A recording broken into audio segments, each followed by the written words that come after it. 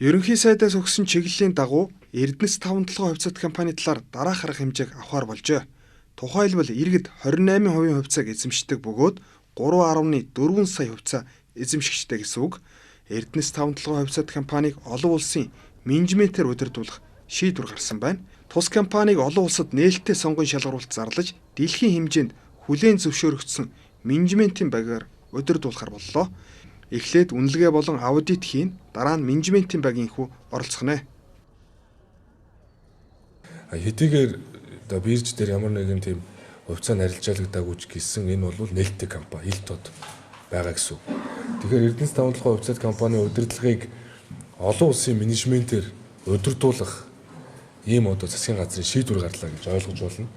За хамгийн сайн жишээнүүд бол Коделко буюу энэ Чили улсын төрийн өмчийн компани гэхэд зис үйлдвэрлэлээр дэлхийд тэргүүлж байгаа компани. Тэгэхээр яг манайх шиг хүдэрдэх зэсийн агуулмж нь буурсан, үйлдвэрлэлийн өртгөн өссөн. За мөн улс төрийн нөлөөлөл орсон.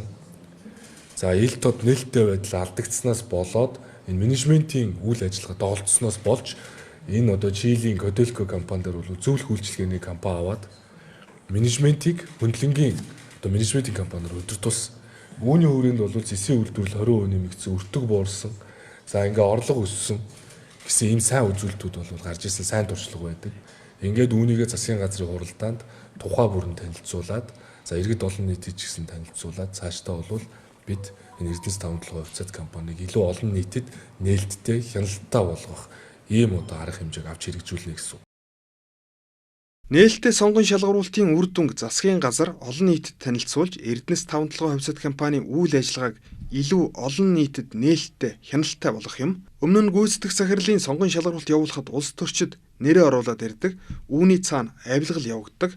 Тиймээс олон улсын менежментийн багаар удирдуулснаар засаглал шинжлэгдэнэ, улс төрөөс ангид, авилгаас хол, зах зээл тэлнэ, бүтээн хэмж нэмэгдэнэ, инновац нэвтрэнэ гэх мэт давуу тал олноор гарна гэж үзэж байна. Ийм учраас өнөөдрөөс илүү үр ашигтай, өгөөжийг нэмэгдүүлэхээр анхаарч томилгоонд улс төр оролцохгүй хөндлөнгийн хяналттай болох юм байна.